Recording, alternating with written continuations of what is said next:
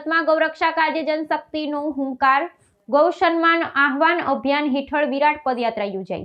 સુરત મહાનગરમાં ગૌવંશના રક્ષણ અને ગૌ માતાના મહિમાને જાળવી રાખવા માટે ગૌ સન્માન આહવાન અભિયાન હેઠળ એક વિશાળ જનમેદની સાથેની પદયાત્રાનું આયોજન કરવામાં આવ્યું હતું। વનિતા વિશ્રામ મેદાન ખાતેથી પ્રારંભ થયેલું આ મહાસરઘસ શહેરના વિવિધ માર્ગો પર ફરી જિલ્લા સમાહર્તાના કાર્યાલય સંપન્ન થયું હતું।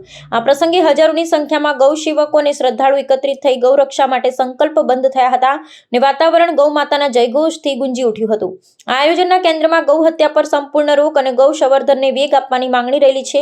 પદયાત્રામાં સહભાગી થયેલા સંતો અને સામાજિક અગ્રણીઓએ ભારપૂર્વક જણાવ્યું હતું કે ગાયને સત્તાવાર રીતે રાષ્ટ્રમાતા જાહેર કરવામાં આવે અને ગૌરક્ષા કાજે સમગ્ર દેશમાં એક સમાન કડક ધારાકીય જોગવાઈ અમલી બનાવવામાં આવે। વળી પશુપાલકોની સમસ્યાઓ અને ગૌશાળાઓને મળતી સરકારી આર્થિક સહાયમાં વૃદ્ધિ કરવા જેવી પાયાની બાબતો પર પણ આ આંદોલન દરમિયાન ખાસ ભાર મૂકવામાં આવ્યો હતો।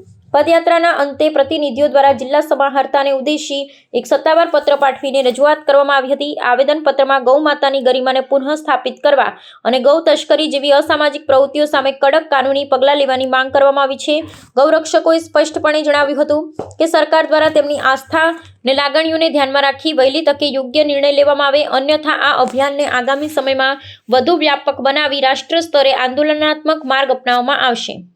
આજે કલેક્ટરશ્રીને અને સરકારશ્રીને રજૂઆત કરવા આવેલા છીએ કે ગયા એક મહિનામાં ગુજરાતમાં અનેકો જગ્યાએ ગૌ હત્યા થઈ, ગૌરક્ષકો ઉપર હુમલો થયો, પોલીસ પ્રશાસન ઉપર હુમલો થયો। આ કસાઈઓને કાયદાનો કોઈ ડર નથી, તો આ કસાઈઓને કાયદાનું ભાન થાય એવી સરકાર દ્વારા કાર્યવાહી કરવામાં આવે એટલા માટે કલેક્ટર સાહેબને આવેદનપત્ર દેવા આવેલા છીએ।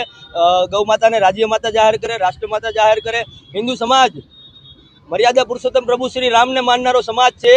જ્યાં સુધી મર્યાદામાં રહીને ગૌરક્ષા કરે છે અને કાયદાનું પાલન કરે છે ત્યાં લગી સારું છે। જ્યારે આ હિન્દુ સમાજ પ્રભુ શ્રી કૃષ્ણને માનીને ગૌ માતાને બચાવવા નીકળશે ત્યારે જોવા જેવી થશે।